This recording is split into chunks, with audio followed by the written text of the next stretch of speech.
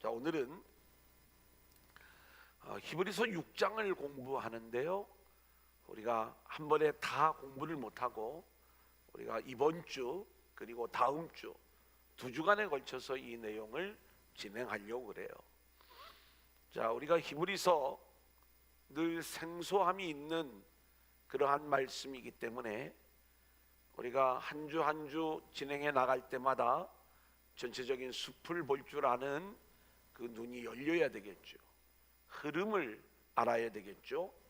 그래서 제가 이 내용들을 우리가 지금까지 어떤 내용들을 공부해 왔는지, 그리고 히브리서는 어떤 책인지를 먼저 말씀을 드리는 거예요.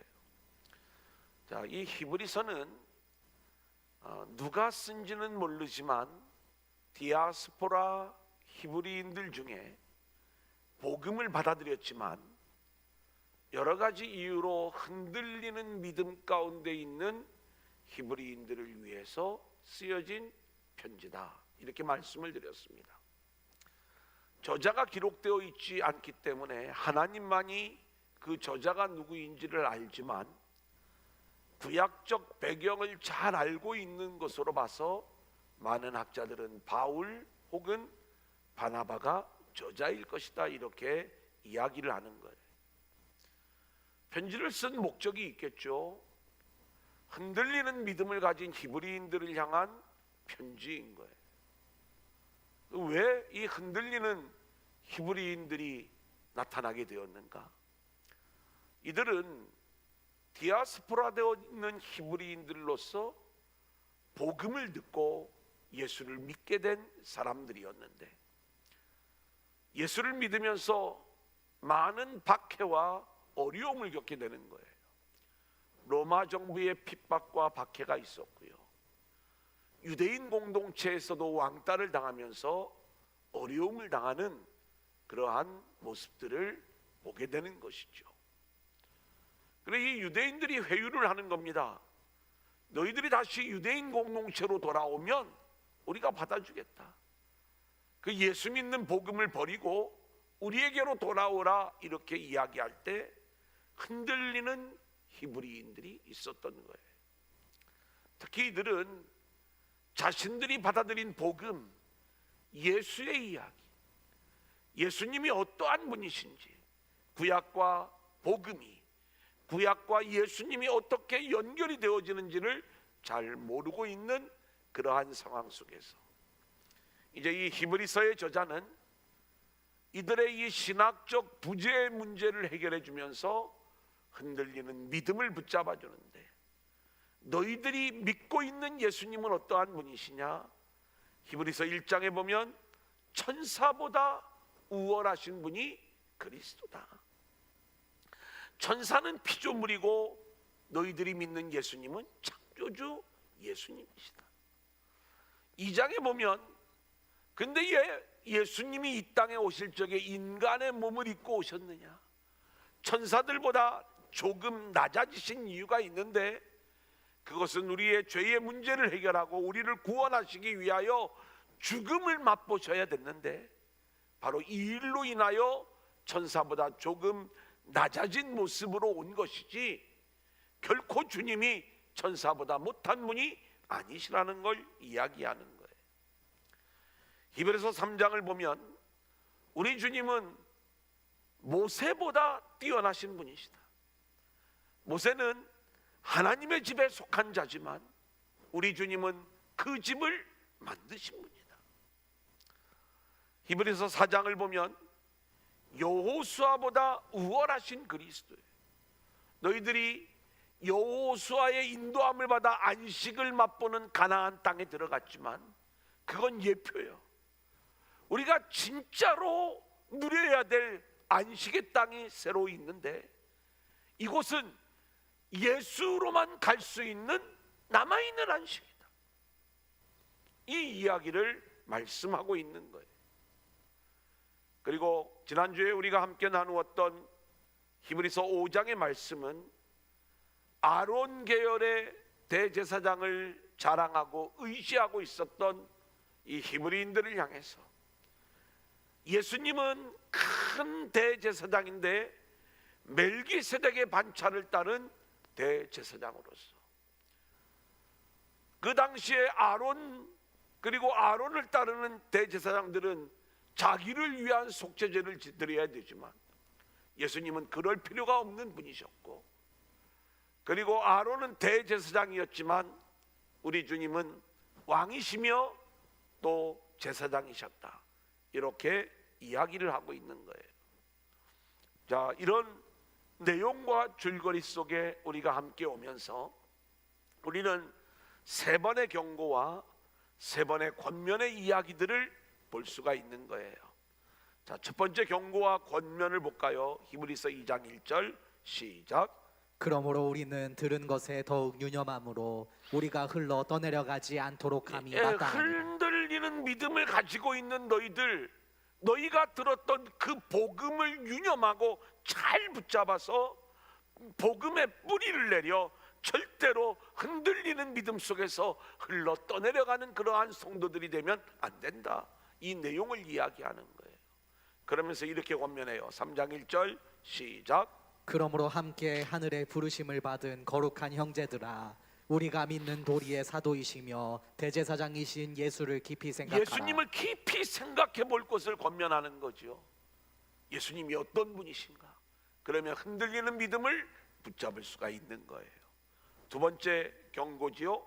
히브리서 3장 8절 시작. 광야에서 시험하던 날에 거역하던 것 같이 너희 마음을 완고하게 하지 말라. 너희 마음을 완고하게 하지 말라는 이야기는 불순종을 이야기하는 거예요. 불순종, 그 마음이 광야에서 불순종하였던 자들은 결국 가나안 땅에 들어가지 못했어. 지금 너희들이 예수를 붙잡고 있는데 불순종한다면 마찬가지 결과가 나오게 될 것이다. 자, 4장 11절 권면이죠. 시작.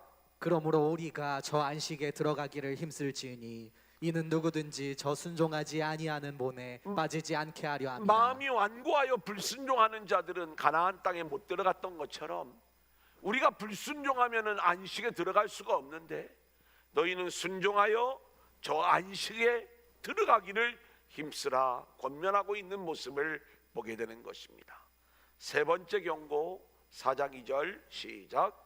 그들과 같이 우리도 복음 전함을 받은 자이나 들은 바 그 말씀이 그들에게 유익하지 못한 것은 듣는 자가 믿음과 결부시키지 아니함이라. 예, 우리가 복음을 들으면요, 그 복음이 믿음과 연결되어져야 되는 거예요. 결부되어져야 되는 거예요.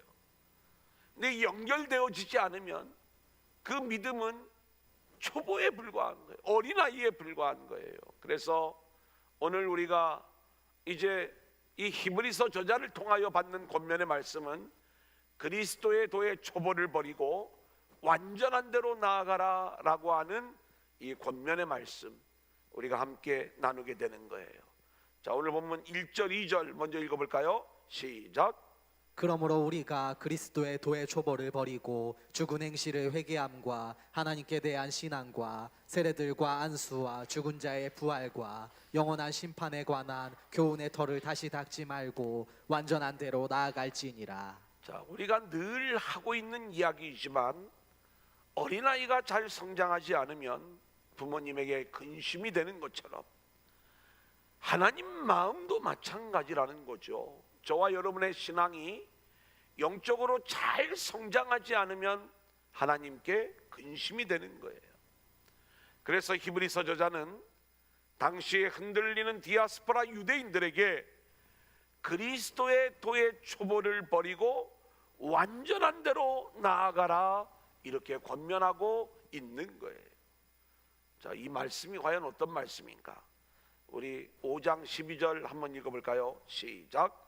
때가 오래되었으므로 너희가 마땅히 선생이 되었을 터인데 너희가 다시 하나님의 말씀의 초보에 대하여 누구에게서 가르침을 받아야 할 처지이니 단단한 음식은 못 먹고 젖이나 먹어야 할 자가 되었도다. 여러분, 그리스도의 도의 초보를 버리고 완전한 대로 나아가라고 이야기했을 적에 그리스도의 도의 초보가 나쁜 거니까 이걸 버리고 완전한 대로 나아가라는 이러한 말씀이 아니라 너희가 언제까지 초보에 머물러 있을래? 이제는 이 초보에서 벗어나 완전한 대로 나아가야 되는 것 아니니? 그래 5장 12절 말씀해 보면 때가 오래되었어. 예수를 믿은 지 오래되었어. 그러면 마땅히 선생이 되고 마땅히 성장한 모습을 보여야 되는데 아직도 영적으로 미숙하여 젖이나 먹어야 되는 그러한 디아스포라 유대인들의 모습을 이야기하는 거예요. 신앙의 기초마저 허약해져 버린 디아스포라 히브리인들의 모습을 보여주는 거죠. 그래서 그리스도의 도의 초보라고 하는 것은 말씀의 초보를 말하는 것으로서 이게 나쁘니까 버리라는 이야기가 아니라 여기에만 머물러 있지 말고 좀 더 성숙한 모습으로 완전한 대로 나아가라는 그러한 이야기인데 다음 단계로 좀 넘어갈 수 있어야 돼요. 그러니까 우리가 신앙이 항상 어린아이에 머물러 있으면 안 되는 거예요. 계속 믿음이 성장하는 모습들을 우리가 보여줘야 되는 것이죠. 자, 그래서 1절 하반절부터 2절까지 보면 본문에서 말씀하는 6가지 주제가 나와요. 회개, 하나님께 대한 신앙, 세례, 안수, 죽은 자의 부활, 영원한 심판. 이건 우리가 기본적으로 잘 알아야 될 것들이에요. 이것을 무시하라는 이야기가 아닙니다. 우리가 이러한 내용들을 율법적 수준에 머물지 말고 더욱더 성장하여 완전한 대로 나아가라는 건데, 자 9장 10절 같이 읽어볼까요? 시작. 이런 것은 먹고 마시는 것과 여러 가지 씻는 것과 함께 육체의 예법일 뿐이며 개혁할 때까지 맡겨둔 것이니라. 자, 개혁할 때까지 우리가 나아가는 모습이 되어야 되는데 이 개혁할 때까지라는 건 어떤 모습이냐? 참된 것으로 우리가 개혁되어져야 돼. 율법적 신앙에서 복음적 신앙, 그리스도의 도의 초보에서 완전한 것으로 개혁되어져야 되는 것이죠. 디아스포라 유대인들이 로마 정부와 유대인들의 핍박과 박해 속에서 다시 유대교로 돌아가려고 하는 이 흔들거리는 이유는 뭐냐? 이들이 개혁되었다면 그들이 뛰어넘어와야 되는, 그렇게 성장해야 되고 완전해져야 되고, 그리고 그들이 율법을 버리고 복음의 사람으로 세워져야 되는 이 초보, 이 가장 기본적인 것에서 벗어나지 못하니까, 넘어오지 못하니까 결국 이들이 흔들리는 모습을 보여주는 거예요. 여기에서의 완전한 대로 나아가라라고 이야기했을 때 완전이 뭐냐? 우리가 신앙의 말씀의 초보와 그리스도의 초보가 같은 말이에요. 어린아이와 이 초보가 같은 말이에요. 그 다음에 장성한 자와 그리고 완전한 자, 완전한데 이게 같은 단어예요. 자, 히브리서 5장 14절 같이 읽어볼까요? 시작. 단단한 음식은 장성한 자의 것이니 그들은 지각을 사용함으로 연단을 받아 선악을 분별하는 자들이니라. 단단한 음식을 젖만 먹을 것이 아니라 단단한 음식을 먹을 수 있는 장성한 자에게까지 성장하는 것, 이것이 완전한 대로 나아가는 모습이다, 이 말씀인 거예요. 자, 6장 3절 시작. 하나님께서 허락하시면 우리가 이것을 하리라. 그렇죠. 하나님이 허락해 주셔야 우리가 완전한 대로 나아갈 수가 있는데, 하나님의 역사하심에 우리가 순종하면 초보를 버리고 완전한 대로 나아갈 수가 있다는 말씀인 거예요. 아멘. 자, 이제 두 번째 대지입니다. 타락에 대한 경고, 그리고 구원에 대한 확신의 말씀이에요. 우리 4절로 6절 같이 한번 읽어볼까요? 시작. 한번 빛을 받고 하늘의 은사를 맛보고 성령에 참여한 바 되고 하나님의 선한 말씀과 내세의 능력을 맛보고도 타락한 자들은 다시 새롭게 하여 회개하게 할 수 없나니 이는 그들이 하나님의 아들을 다시 십자가에 못 박아 드러내놓고 욕되게 함이라. 여러분, 이 말씀은 우리가 좀 잘 이해해야 되는 그러한 말씀이에요. 자, 먼저 4절 5절을 제가 좀 풀어드릴게요. 한 번 빛을 받고, 이 빛이 그리스도라면, 복음이라면 내가 복음을 깨닫게 되는 걸 얘기하는 거예요. 하늘의 은사를 맛보고 성령에 참여한 바가 되었다는 것, 여러분, 이것은 성령이 우리 안에 들어오셔서 하늘의 은사를 체험한 상태를 얘기하는 거예요.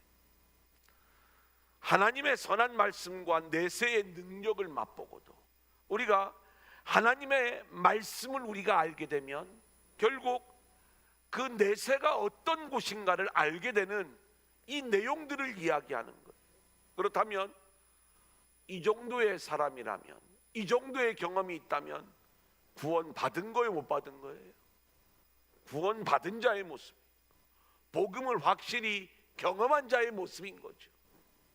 자, 그런데 6절을 보면 이런 것들을 경험하고도 타락한 자들은 다시 새롭게 하여 회개할 수 없나니, 이것 때문에 엄청난 신학적 논쟁이 이루어지는 거예요.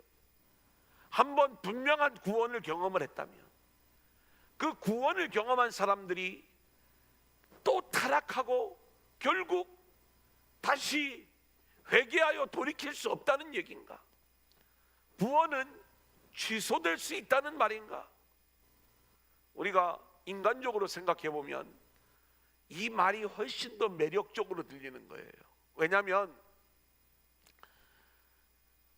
예수 잘 믿다가 어느 날 예수 안 믿는 사람들이 우리 눈에 보이는 거예요.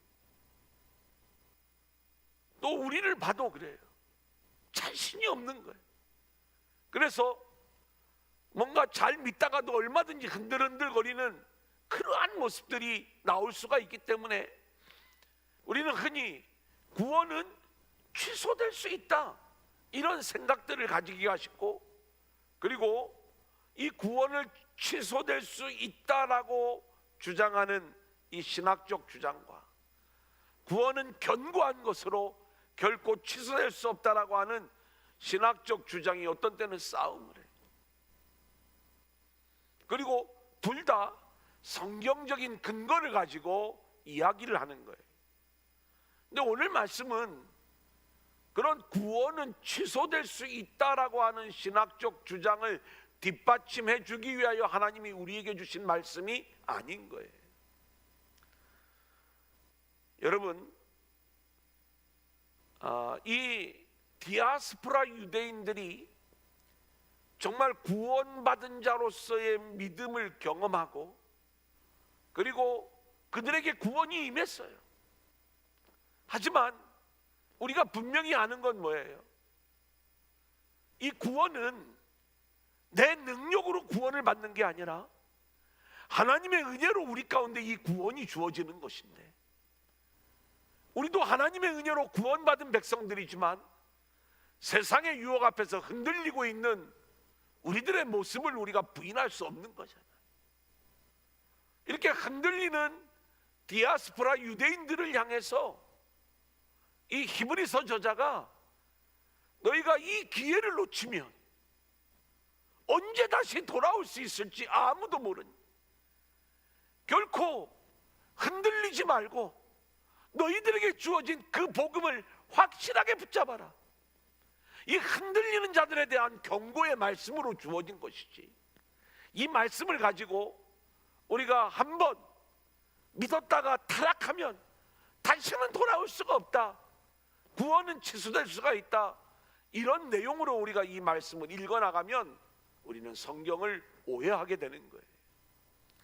여러분, 정확하게 이야기를 하면 구원은 견고한 거예요. 왜냐하면 구원의 주체가 인간이에요, 하나님이에요. 하나님이시잖아요. 그렇기 때문에 하나님이, 제가 여러 번 말씀을 드렸지만, 자기 스스로 죄인됨을 깨닫고 스스로 나와 예수를 고백하고 스스로 구원에 이르는 그러한 인간은 아무도 없는 거예요. 오늘 말씀에도 그 내용이 다시 나와요. 그러면 내가 회개한 것도 주님의 이끄심이었고, 또 그렇게 내가 주님 전에 나와 구원받은 백성이 되어 하나님 나라를 누리며 살아가는 이 모든 것들이 다 주님의 은혜라면, 그 주님은 우리를 견고하게 이끌고 가실 것인데, 그래 이제 이 장면을 가지고 아직 구원이 채 이르지 못한 자들에 대한 이야기일 것이다. 이렇게 이 내용을 또 열심히 설명하려는 사람들이 있어요. 굳이 그 신학적 논쟁으로 들어갈 이야기가 아닌 거예요. 하나님의 구원은 영원한 생명이 우리 가운데 들어와 있는 것 아닙니까? 영원한 생명이 취소될 수 있다면 그 사람은 본질적으로 구원받은 게 못 되는 거죠. 하지만 영원한 생명이 들어와 있어도 우리가 흔들릴 수 있습니까? 없습니까? 얼마든지 흔들릴 수 있죠. 그 흔들리는 자들에 대한 경고의 말씀으로 우리가 이 내용을 이해하고 받아들여야지. 구원이 취소될 수 있다. 또 우리가 잘못하면 뭐 문제가 된다, 이런 어떤 신학적 주장을 하기 위하여 이 말씀을 우리가 그렇게 곡해해버리면 곤란한 것이다. 자, 보겠습니다. 4절부터 5절까지의 말씀을 이 유대인들에게 비추어 설명을 하면 이들은 출애굽을 통해서 이 경험을 했던 거예요. 그래서 구원의 빛을 보았고요, 하늘의 은사인 만나를 맛보았고, 성령에 참여한 자, 이건 우리가 민수기를 보면 70인 장로들이 성령 체험을 하는 장면들이 나오고, 하나님의 선한 말씀과 내세의 능력을 맛보았다는 것은 하나님이 행하신 확실한 구원의 모습을 이야기하는 것인데, 그렇다면 이렇게 확실하게 구원받은 사람들이 다시 타락하여 회복될 수 없다는 말인가? 이것은 이렇게 구원이 취소될 수 있다 아니다 라고 하는 신학적 논쟁을 불러일으키는 말씀이 아니라, 더 이상 흔들리지 마라. 하나님이 기회를 줬을 때에 너희들이 그 바른 복음을 붙잡고 견고한 믿음 가운데 세워져 있어야 된다라고 하는 목회적 선포의 말씀으로 우리는 이 말씀을 들을 수가 있어야 되는 거예요. 당시의 디아스포라 유대인들은 정말 흔들릴 수밖에 없는 그러한 상황이라고 말씀을 드렸죠. 이런 자들을 향해 히브리서 저자는 타락한 자들은 다시 새롭게 하여 회개할 수 없다고 선포하면서 배교의 위험 속에 있는 히브리인들을 향해 강력한 경고의 말씀을 선포하는 거예요. 하지만 성경은요, 구원은 근본적으로 견고한 것이고 취소될 수 없는 것임을 말씀하고 있어요. 자, 로마서 8장 29절 30절 같이 읽어볼까요? 시작. 하나님이 미리 하신 자들을 또한 그 아들의 형상을 본받게 하기 위하여 미리 정하셨으니 이는 그로 많은 형제 중에서 맏아들이 되게 하려 하심이니라. 또 미리 정하신 그들을 또한 부르시고 부르신 그들을 또한 의롭다 하시고 의롭다 하신 그들을 또한 영화롭게 하셨느니라. 한번 따라합니다. 미리 하시고 미리 하시고 미리 정하시고 미리 정하시고 부르시고 부르시고 의롭다 하시고 의롭다 하시고 영화롭게 하셨느니라. 영화롭게 하셨느니라. 자, 오른손 다 들어보세요. 자, 영상으로 비대면으로 예배하시는 분들도 오른손 다 들으세요. 한번 다시 합니다. 미리 하시고 미리 하시고 미리 정하시고 미리 정하시고 부르시고 부르시고 의롭다 하시고 의롭다 하시고 영화롭게 하신다. 영화롭게 하신다. 여러분, 이것이 우리 인생을 향해서 하나님이 하시는 일이에요. 아멘. 이게 없으면 구원이 안 돼요. 그러면 미리 아시고 미리 정하셨기 때문에, 여러분, 이것은 운명론이 아니라고 말씀을 드렸잖아요. 우리 인간이 스스로 나와서 구원받을 수 없기 때문에 하나님의 선택과 예정이 아니라면 우리 인간은 구원받을 수 있는 길이 없어요. 그래서 그런 우리를 하나님이 이 세상에 보내시고 우리를 찾아오셔서 부르신 다음에 우리가 그 부르심에 응답하게 될 때 의롭다 하시고 영화롭게 하시는 이 과정을 하나님이 끌고 가시는 거예요. 이만큼 구원은 견고한 것이고 취소될 수 없는 것이다. 제 이야기를 신학적으로 듣지 마시고 이게 얼마나 견고한 구원인가를 우리가 확신하는 말씀으로 들을 수 있기를 원합니다. 아멘. 자, 7절 8절 같이 읽겠습니다. 시작. 땅이 그 위에 자주 내리는 비를 흡수하여 밭가는 자들이 쓰기에 합당한 채소를 내면 하나님께 복을 받고 만일 가시와 엉겅퀴를 내면 버림을 당하고 저주함에 가까워 그 마지막은 불사름이 되리라. 예, 히브리서 저자는 구원과 심판의 이야기를 이 땅의 이야기로 지금 설명을 해주고 있는 거예요. 한 가지 예화를 드는 거지요. 마치 씨 뿌리는 농부의 비유를 보는 것 같아요. 히브리인들은 농사를 지을 때 우리처럼 밭을 갈고 그리고 씨를 뿌리는 게 아니라 씨를 먼저 뿌리고 나서 밭을 가는 거예요. 자, 그렇다면 처음부터 옥토가 따로 있는 게 아니에요. 우리는 원래 가시와 엉겅퀴를 낼 수밖에 없는 존재. 이 가시와 엉겅퀴는 결국 불사름을 당하고 심판을 받을 수밖에 없는 존재죠. 그런데 그런 이 나쁜 땅이었던 우리를 농부가 갈아엎어주고 그리고 은혜로 비를 내려주실 때에 그 비를 흡수하여 합당한 채소를 내게 되면 농부이신 아버지로부터 옥토로 인정을 받고 칭찬과 상급을 받게 되는, 이 복을 받는 거예요. 아멘. 그러니까 우리가 이 히브리인들의 농사법을 보면 우리에게서 열매가 나왔다는 것, 이것은 하나님이 하시는 일이고 그리고 그 하나님의 은혜로 우리가 구원받은 존재임을 보여주는 모습이다. 자, 오늘 보면 9절 10절 같이 읽어볼까요? 시작. 사랑하는 자들아, 우리가 이같이 말하나 너희에게는 이보다 더 좋은 것 곧 구원에 속한 것이 있음을 확신하노라. 하나님은 불의하지 아니하사 너희 행위와 그의 이름을 위하여 나타낸 사랑으로 이미 성도를 섬긴 것과 이제도 섬기고 있는 것을 잊어버리지 아니하시느니라. 자, 이 말씀을 보면 히브리서 저자는 흔들리는 히브리인들에게 너희에게는 배도자들이 받는 심판의 모습이 아닌 이미 예수를 영접했기 때문에 구원에 속한 좋은 것이 너희에게 있는 거야. 이것을 확신하면서 공의로우신 하나님이 너희 행위와 그의 이름을 위하여 나타낸 사랑으로 이미 성도를 섬긴 것, 이제도 섬기고 있는 것 하나님이 잊어버리지 아니한다고 말씀하고 있는 거예요. 이것을 확신하고 흔들리지 말라는 거예요. 자, 무슨 이야기냐? 한번 따라합니다. 공의로우신 하나님, 공의로우신 하나님, 공의로우신 하나님, 공의로우신 하나님, 너희들이 지금 비록 예수님 믿는 것 때문에 박해를 당하고 어려움을 당하고 있지만 하나님은 공의로우신 하나님이야. 아멘. 너희는 결국 구원으로 완성이 되어지는 거고 아멘. 그리고 저들은 심판으로 완성이 되어지는 거야. 그러니까 배도자의 길을 걸어가지 마. 하나님이 공의로우신 하나님이 너희들을 기억하고 있단다. 아멘. 우리는요, 이 믿음을 우리가 놓치면 안 돼. 우리도 주님 나라 갈 때까지 공의로우신 하나님이 우리가 걸어가고 있는 이 믿음의 걸음을 하나님이 보고 계시는 거예요. 아멘. 기억하시는 거예요. 아멘. 여러분, 우리가 흔들흔들 거리면서 세상으로 흘렀다 내려가면 안 되는 거예요. 왜요? 거기에는 결국 그 배도자들에게는 하나님의 심판만이 있기 때문에 그런 거죠. 자, 11절 같이 볼까요? 시작. 우리가 간절히 원하는 것은 너희 각 사람이 동일한 부지런함을 나타내어 끝까지 소망의 풍성함에 이르러. 자, 흔들리는 자들에게 하나님을 향한 부지런한 믿음으로 소망의 풍성함, 이것은 예수 그리스도를 통한 구원을 이야기하는 거거든요. 이 소망의 풍성함을 가지며 살라는 거예요.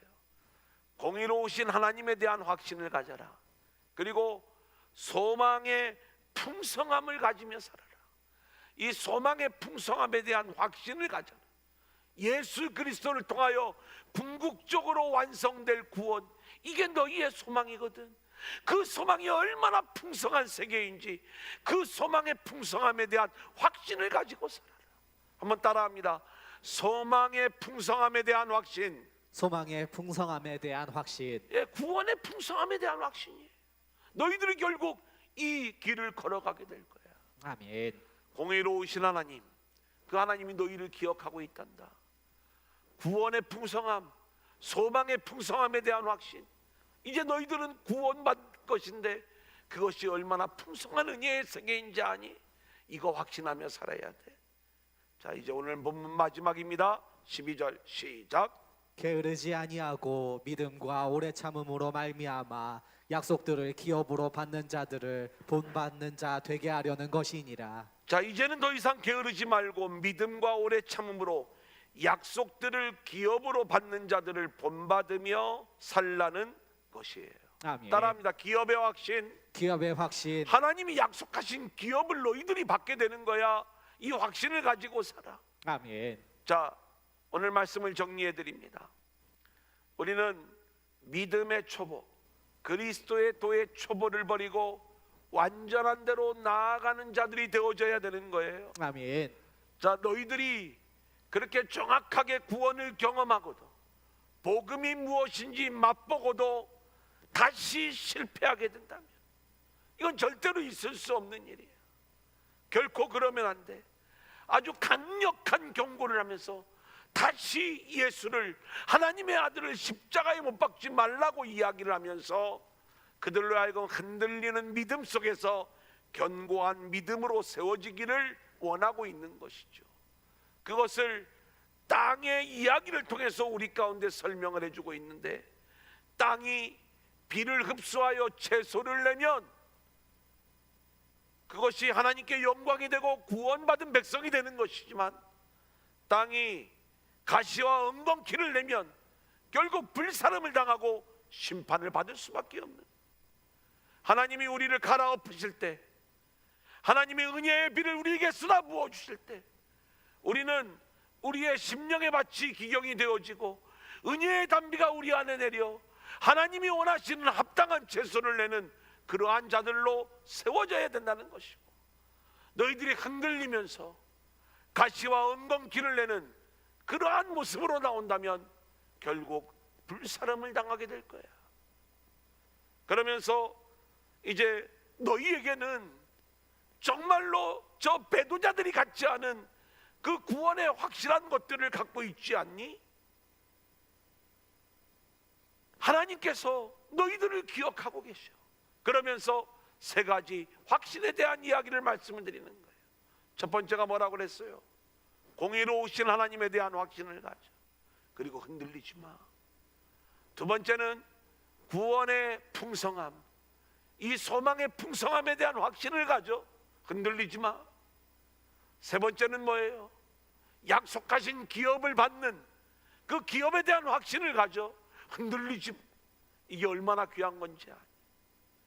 여러분, 우리가 코로나19로 우리도 흔들흔들거리는 그러한 상황 속에서 우리도 공의로우신 하나님에 대한 확신을 가지고, 소망의 풍성함에 대한 확신을 가지고, 하나님이 약속하신 그 기업에 대한 확신을 가지고 우리가 견고한 믿음으로 살아갈 수 있는 저와 여러분들이 될 수 있기를 주님의 이름으로 간절히 축원합니다. 아멘.